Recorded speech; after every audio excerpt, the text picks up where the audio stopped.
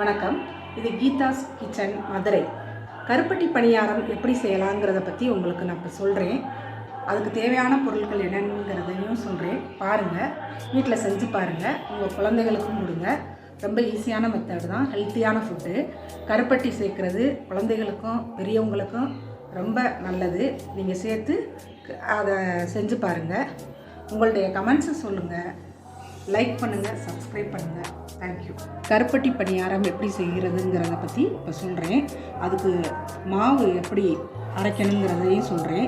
ஒரு கப்பு இந்த அளவில், ஒரு டம்ளரில் 1 கப் பச்சரிசி, 1 கப் புழுங்கல் அரிசி, ஒரு 3/4 அளவுக்கு உளுந்து, கருப்பு உளுந்தோ வெள்ளை உளுந்தோ போட்டு கொஞ்சோண்டு 2 ஸ்பூன் வெந்தயம் போட்டு ஊற வச்சுக்கிறோங்க.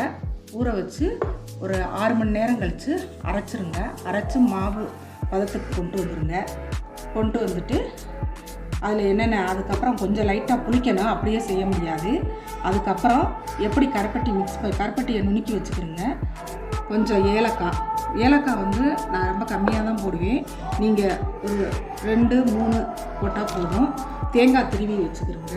தேங்காய் எவ்வளோ சேர்த்தாலும் நல்லா டேஸ்ட்டாக இருக்கும். சோடா உப்பு லைட்டாக போடுங்க.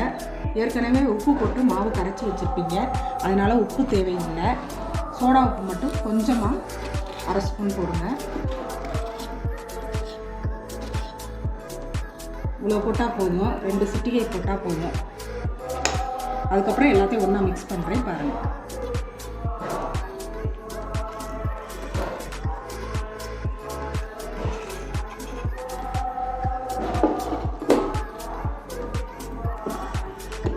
ஏலக்காவும் பவுடர் பண்ணி ஆல்ரெடி இதில் தேங்காய் துருவலில் வச்சுருக்கேன், அதை மிக்ஸ் பண்ணிக்கிறேன். நீங்கள் வந்து ஒரு 2-3 மிக்ஸ் பண்ணால் போதும்.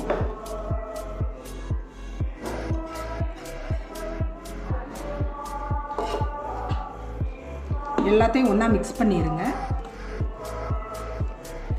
மிக்ஸ் பண்ணி ஒரு 15 மினிட்ஸ் அப்படியே இருக்கட்டும். அதுக்கப்புறம் நீங்கள் காய வச்சு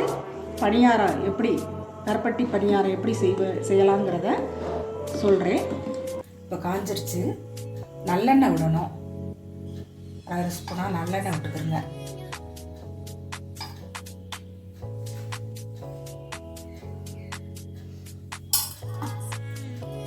மாவு கரைச்சி வச்சுருக்கிற மாவு கொஞ்சம் கொஞ்சமாக இதில் விடணும்.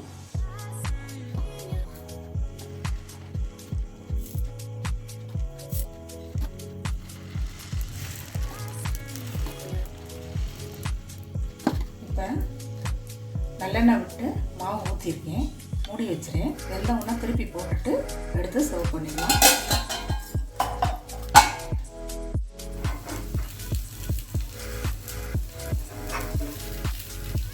திருப்பி போட்டுடணும். திருப்பி போட்டு கொஞ்சம் நேரம் வேக விடணும்.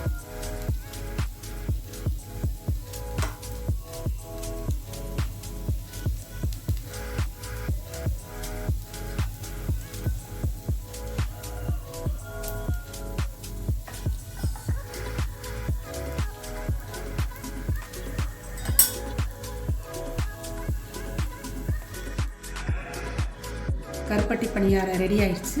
பாருங்கள், நீங்களும் வீட்டில் செஞ்சு பாருங்கள். உங்கள் குழந்தைகளுக்கும் கொடுங்க. ரொம்ப ஹெல்த்தியான ஃபுட்டு தான். கருப்பட்டி அதிகமாக செய்யுங்க, அது உடம்புக்கு நல்லது.